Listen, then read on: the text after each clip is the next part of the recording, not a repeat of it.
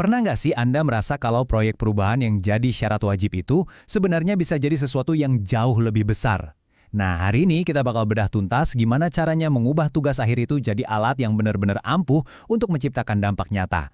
Sebagai seorang aparatur sipil negara, nah, ini dia pertanyaan intinya kan? Ini pertanyaannya mendorong setiap ASN yang punya dedikasi tinggi. Di balik tumpukan laporan dan presentasi, sebetulnya ada peluang emas untuk perbaikan layanan publik yang sesungguhnya. Yuk kita pecahkan kodenya bareng-bareng, satu persatu. Oke, perjalanan kita ini punya 5 tahap penting. Anggap saja ini peta jalan Anda, jadi kita nggak akan tersesat. Semuanya akan kita pandu, mulai dari ide awal sampai nanti dampaknya terbukti di lapangan. Oke, kita mulai dari yang pertama. Ini soal mindset. Mari kita ubah cara pandang kita. Proyek perubahan Anda itu bukan sekedar tugas buat dicentang. Bukan. Ini adalah misi Anda untuk jadi agen perubahan. Poin kuncinya tuh ini. Kerangka kerja yang akan kita bahas ini memberdayakan Anda untuk menciptakan perubahan yang terstruktur dan punya arti. Jadi Anda bukan cuma sekedar menyelesaikan tugas, tapi Anda itu memimpin sebuah inisiatif dari nol sampai tuntas. Nah, sekarang kita masuk ke bagian yang agak teknis. Ide yang hebat itu butuh fondasi yang kokoh kan? Nah, fondasi ini kita sebut saja cetak biru atau blueprint kesuksesan Anda. Desain sistem pengukuran kinerja atau SPM yang komprehensif. Kedengarannya rumit ya?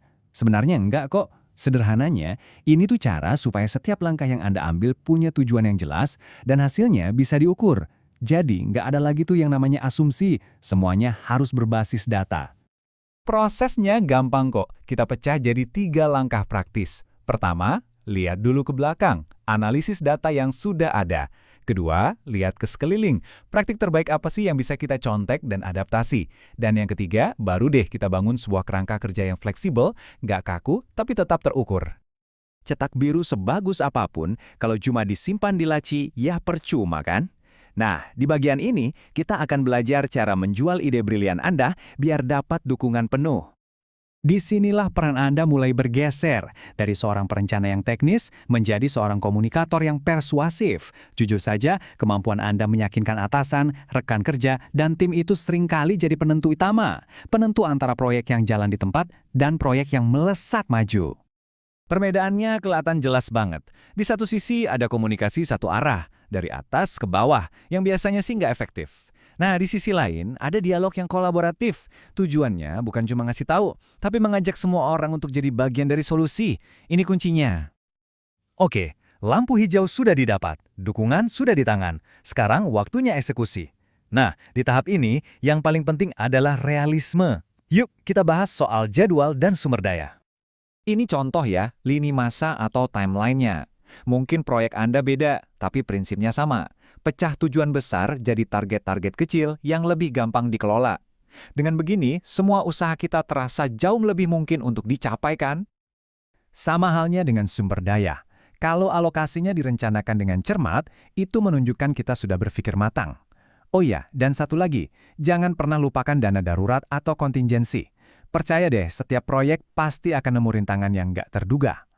Akhirnya kita sampai di tahap terakhir, dan ini mungkin yang paling penting dari semuanya, pembuktian. Gimana caranya kita tahu kalau proyek kita itu benar-benar berhasil dan membawa perubahan yang positif? Nah, kerangka evaluasi seperti inilah yang bikin semuanya jadi jelas dan terukur. Semuanya ditata rapi, ada metrik keberhasilannya. Contohnya, pengurangan waktu proses. Lalu ada target yang spesifik, misalnya penurunan 20%. Dan terakhir, ada metode evaluasi yang jelas. Ini yang mengubah klaim-klaim samar jadi bukti yang nggak bisa dibantah. Kutipan ini benar-benar merangkum semuanya dengan sempurna. Mengukur itu bukan cuma soal bikin laporan akhir, tapi ini tentang mengelola prosesnya, belajar dari hasil, dan pada akhirnya melegitimasi perubahan yang sudah Anda perjuangkan mati-matian. Jadi, setelah kita bedah semua kerangka kerjanya, pertanyaan terakhir sekarang bukan lagi, bisa nggak ya saya melakukannya? Tapi berubah menjadi, proyek perubahan apa yang akan saya pimpin selanjutnya? Proyek apa yang akan Anda pimpin untuk membawa dampak positif bagi publik dan bangsa kita? Coba deh pikirkan.